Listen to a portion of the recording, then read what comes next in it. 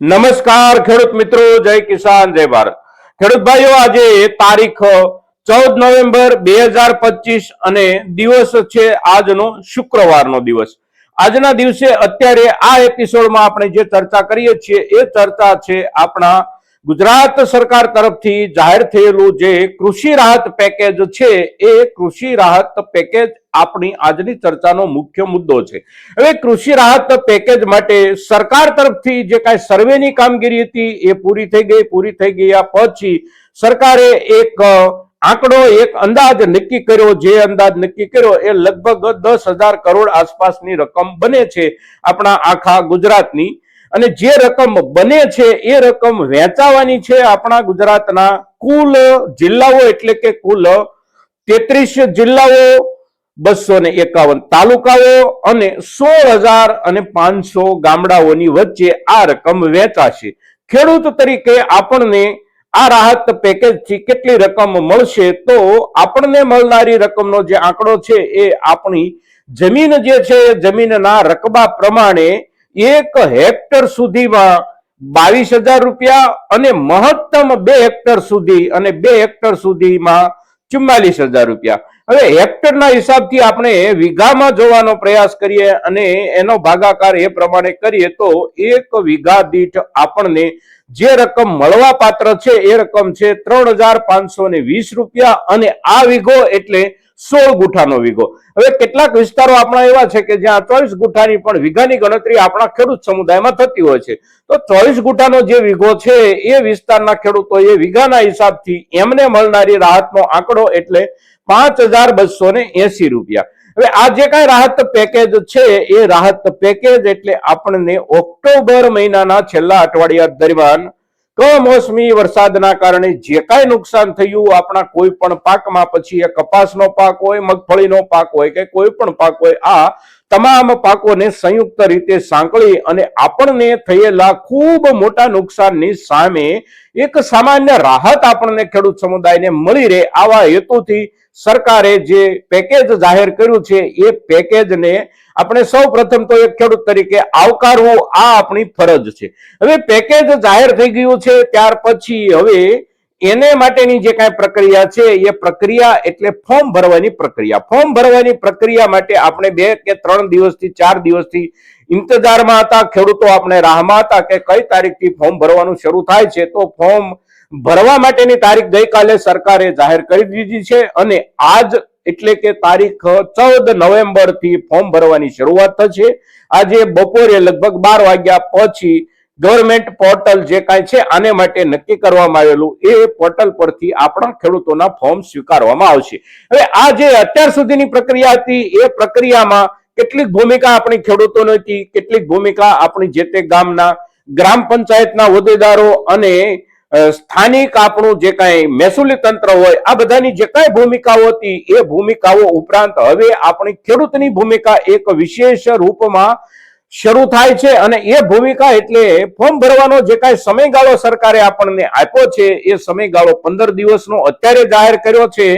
એટલે 15 દિવસ 14 તારીખથી આપણે ગણીએ આજથી તો 28 નવેમ્બર સુધીમાં આપણે ફોર્મ કોઈ પણ દિવસે ભરી શકીએ છીએ, રજા સિવાયના જે કાંઈ દિવસો હોય એ દિવસો દરમિયાન। હવે ફોર્મ ભરવા માટે સરકારે જે કાંઈ અનુકૂળતાઓ આપી છે એમાંથી એક અનુકૂળતા એવી આપી છે કે આપણે ખેડૂત તરીકે કુશળ હોઈએ અને ફોર્મ ભરી શકતા હોઈએ તો સરકારના ગવર્મેન્ટ પોર્ટલ પરથી આપણે જાતે પણ આપણું ફોર્મ ભરી શકીએ છીએ। પણ આપણને ફોર્મ ભરવામાં થોડી ઘણી તકલીફ થતી હોય તો આપણે જે તે ગામના વીસી મારફત ફોર્મ ભરી શકીએ છીએ। હવે મુદ્દો અહીંયા જે છે સમજવા જેવો છે ને આ 2 મુદ્દાઓને આપણે ધ્યાનમાં રાખવાના છે ફોર્મ ભરતી વખતે। એક કે આપણે સામાન્ય રીતે કુશળતા ધરાવતા હોઈએ તો પણ બને ત્યાં સુધી આપણે પોર્ટલ પરથી ફોર્મ અપલોડ કરવાને બદલે વીસી મારફત આપણે ફોર્મ ભરવાનો એક આગ્રહ રાખીએ તો એ આપણા માટે એકંદર સુવિધાજનક છે, સાથે સાથે આપણું કાયમનું આ કામ નથી એટલે આપણી કોઈ જગ્યાએ ભૂલ પડવાની જે કાંઈ સંભાવનાઓ હોય એ ભૂલ ન પડે અને આપણું ફોર્મ રિજેક્ટ ન થાય એટલા માટે આપણે ફોર્મ ભરવા માટે વીસીઈ નો સંપર્ક કરીએ અને વીસીઈ મારફત ફોર્મ ભરીએ. મુદ્દો બીજો, અને એ જે બીજો મુદ્દો છે એ બહુ અગત્યનો છે, અને એ અગત્યનો એટલા માટે છે કે આપણે ખેડૂતો તરીકે આવો કોઈ પણ કાર્યક્રમ જ્યારે આવતો હોય છે ત્યારે એકી સાથે ઝડપથી આપણું કામ પતાવી દેવાનો જે આપણો એક સ્વભાવ હોય છે એ સ્વભાવમાં આપણે થોડો બદલાવ લાવીએ. આજે 14 તારીખથી ફોર્મ ભરવાના શરૂ થાય છે, તો આજે ફોર્મ ભરાય, આવતીકાલે ભરાય કે અઠવાડિયા પછી ભરાય, 10 દિવસ પછી ભરાય, જ્યારે ફોર્મ ભરાય ત્યારે પણ ભરાયેલા ફોર્મ આ સમયગાળા દરમિયાન અને આ રાહત પેકેજ માટેના જે કોઈ ફોર્મ ભરાશે એમાં આગળ ભરાયેલું ફોર્મ હોય કે પાછળ ભરાયેલું ફોર્મ હોય, રાહત રાશિમાં કોઈ વધઘટ થવાની નથી. સમાન ધોરણે દરેકને રાહત રાશિ ઉપલબ્ધ થશે. એટલે આપણે એકી સાથે ઝડપથી પહેલો દિવસ, બીજો દિવસ કે ત્રીજો દિવસ, 2-3 દિવસમાં આપણું બધા જ ખેડૂતો કામ પતાવી દેવા માંગતા હોઈએ તો કામનો બોજો જે તે વીસીઓ અને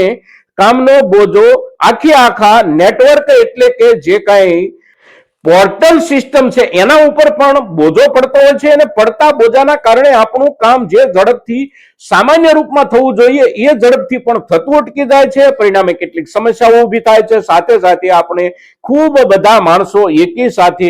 વીસીની સામે લાઈનમાં જ્યારે ઉભા રહી જતા હોઈએ છીએ ત્યારે વીસી પણ નાની મોટી ભૂલ કરી દેતા હોય છે. ખેડૂતના નામમાં ક્યારેક ભૂલ પડી જાય, ક્યારેક ખેડૂતના સર્વે નંબરમાં ભૂલ પડી જાય, ક્યારેક આપણા ખેડૂતના ખાતા જે બેંક એકાઉન્ટ છે એ લગાડવામાં ભૂલ પડી જાય, ક્યારેક આપણો આધાર કાર્ડ બીજાના આધાર કાર્ડનો નંબર આપણા નામમાં લાગી જાય, આપણા આધાર કાર્ડનો નંબર બીજાના નામમાં લાગી જાય, અને આવી સમસ્યાઓ મોટા ભાગે થતી રહેતી હોય છે. કારણ કે વધારે પડતો કામનો જે બોજ હોય એના પરિણામે આવું થતું હોય છે અને ફોર્મ રિજેક્ટ પણ થતા હોય છે. તો બને ત્યાં સુધી આપણે થોડા ધૈર્ય સાથે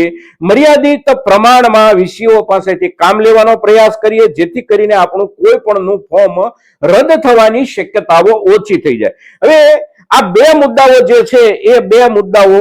સૌથી અગત્યના, એટલે પ્રક્રિયા દરમિયાનના મુદ્દાઓ કે બને ત્યાં સુધી આપણે વીસીઈ મારફત ફોર્મ ભરવાનો આગ્રહ રાખીએ અને વીસીઈ મારફત પણ ફોર્મ ભરતી વખતે આપણે થોડું ધૈર્ય રાખીએ, થોડી ધીરજ રાખીએ, જેથી કરીને આખી સિસ્ટમ હેક થઈ જવાને બદલે થોડી સારી રીતે કામ કરી શકે. અને જેટલી સારી રીતે સિસ્ટમ કામ કરશે એટલું પરિણામ આપણને એકંદર સારું મળશે. વિતેલા દિવસોમાં આપણો કેટલોક અનુભવ પણ એવો છે કે આપણા ફોર્મ સામાન્ય ગરબડીના કારણે રદ થયા હોય, અને રદ થયેલા ફોર્મની ચિંતા અને ત્યાર પછી એમાં કરવાના થતા સુધારા વધારાઓમાં પણ આપણને ઘણી દોડાદોડી અને મુશ્કેલીઓ પડતી હોય છે. તો આ મુશ્કેલીથી બચવા માટે આપણે બને ત્યાં સુધી મર્યાદિત માત્રામાં કામ લેવાનો પ્રયાસ કરીએ. સરકારે જાહેર કરેલું જે કાંઈ પેકેજ છે એ પેકેજની રજીસ્ટ્રેશનની એટલે કે ખેડૂત તરીકેની આપણી નોંધણીની જે કાંઈ કામગીરી છે એ કામગીરીમાં આપણા તરફથી જે કાંઈ ડોક્યુમેન્ટેશન કરવાનું છે, એટલે કે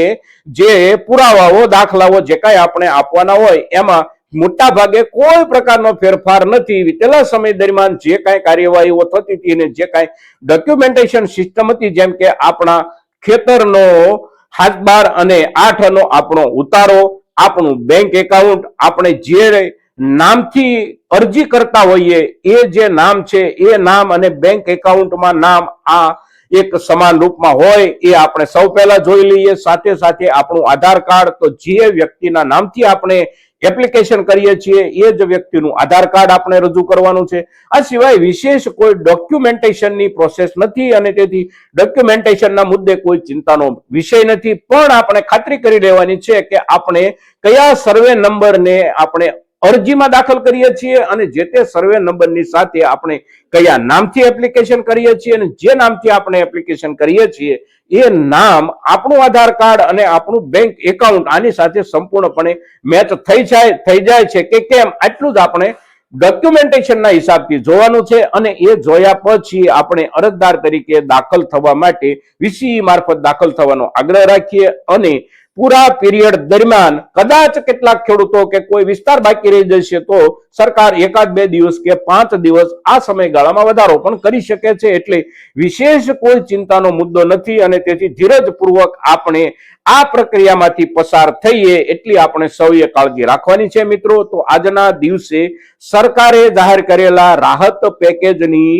એપ્લિકેશનની શરૂઆત જ્યારે આજથી થાય છે ત્યારે સામાન્ય રૂપમાં આપણે સૌ ખેડૂતોએ જે કાળજી રાખવાની જરૂર છે એ કાળજીના મુદ્દાની જ્યારે ચર્ચા કરીએ છીએ ત્યારે આપણે આ ચર્ચા મહત્તમ ખેડૂતો સુધી પહોંચે એ માટેના આપ સૌના પ્રયાસોની અપેક્ષા સાથે જય કિસાન જય ભારત.